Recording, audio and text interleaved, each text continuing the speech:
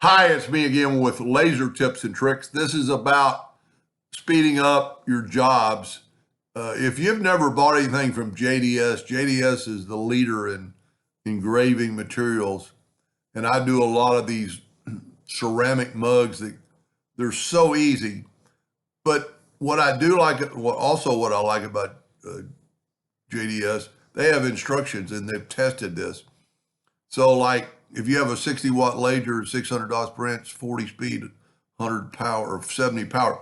Now, I've never understood, there are some, I'm not going to say name brands, but less expensive lasers that are water cooled.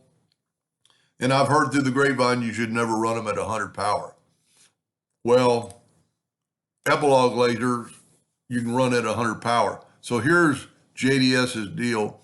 I had to run a case of these. It's just 36 cups this morning.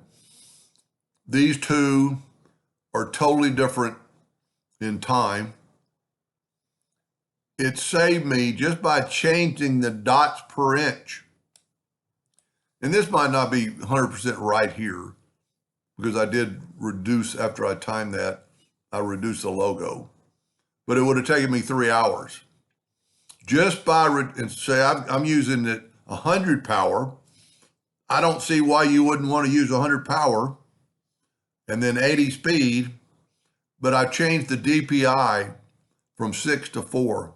I actually tried it at 3 on a test cup and 100 power, 100 speed, and it actually left some residue of the purple or the orange ceramic.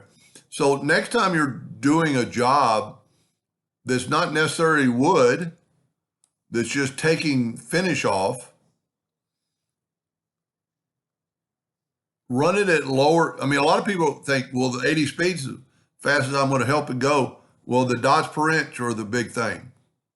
The dots per inch are laying down dots, and the less dots it has to do, the faster it can move. Anyway, I hope that helped a little bit. Thank you for watching.